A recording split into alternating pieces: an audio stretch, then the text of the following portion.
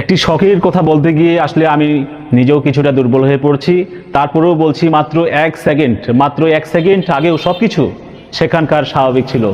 মানুষ হাসছিল, শিশুরা খেলছিল, ব্যস্ত শহর তার চেনা ছন্দে ছুটছিল। কিন্তু তার পরের মুহূর্তেই স্তব্ধ হয়ে গেল। হঠাৎ করে পায়ের তলার মাটি আর মাটি রইল না। সমুদ্রের মতো উত্তাল হয়ে উঠল এই চেনা পৃথিবী।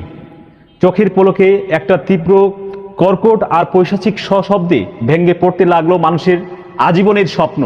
তিল তিল করে গড়ে ওঠা অট্টালিকা আর ঘরবাড়ি ভাঙতে শুরু করলো। চারদিকে শুধু কংক্রিটের ধসে পড়ার শব্দ, আর তার চেয়েও তীব্র মানুষের কলিজা ছিঁড়ে যাওয়ার আর্তনাদ। এটি কেবল ফিলিপাইনের নিন্দানাও দ্বীপের 7.8 মাত্রার একটি ভূমিকম্পের গল্প নয়। এটি আসলে মানুষের অহংকার চূর্ণ করে দেওয়ার প্রকৃতির এক নির্মম কষাঘাত, যেখানে অন্তত 41টি তাজা প্রাণ এক নিমিষেই হারিয়ে গেল।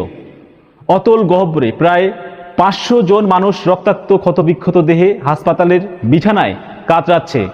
আর 4 জন মানুষ, যারা হয়তো আজ সকালেও পরিবারের সাথে হাসি মুখে কথা বলেছিল, তারা এখন নিখোঁজ, সম্পূর্ণভাবে নিখোঁজ। কংক্রিটের ছাইয়ের নিচে তাদের নিথর দেহ শেষ আকুতি পড়ে থাকলো।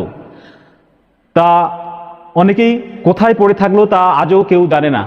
জেনারেল সন্তোষ শহরের বুক চিরে যখন একের পর এক বহুতল ভবন ধুলোয় মিশে যাচ্ছিল, তখন মানুষ বুঝতে পেরেছিল প্রকৃতির এই রুদ্র রূপের সামনে আমাদের আধুনিক বিজ্ঞান, আমাদের দালান কোঠা কতটুকু খড়কুটোর মতো অসহায়।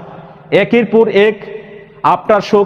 পর এক আসা আফটার শোক যখন মাটিকে নতুন করে কাঁপাচ্ছিল, আর সুনামির সাইরেন যখন উপকূলের মৃত্যুর বার্তা বাজাচ্ছিল, তখন প্রতিটি মানুষের বুকে কেবল একটাই প্রার্থনা ছিল, আর নয়, যথেষ্ট হয়েছে, আর নয় খোদা। আমাদের আজকের এই ধ্বংসযজ্ঞ আমাদের মনে করিয়ে দেয় প্রকৃতির এই মহাপ্রলয়ের সামনে আমরা মানুষ কতটা নগণ্য, কতটা ক্ষমতাহীন।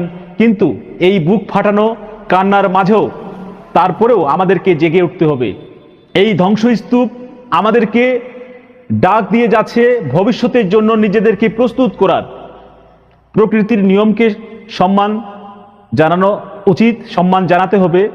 আজ যদি আমরা সচেতন না হই, তবে আগামীকালের ধূলিকণায় মিশে যাবে আমাদের নিজেদের অস্তিত্ব প্রকৃতির এই নির্মমতার সামনে। আমরা কতটা প্রস্তুত, অবশ্যই কমেন্ট সেকশনে জানাবেন।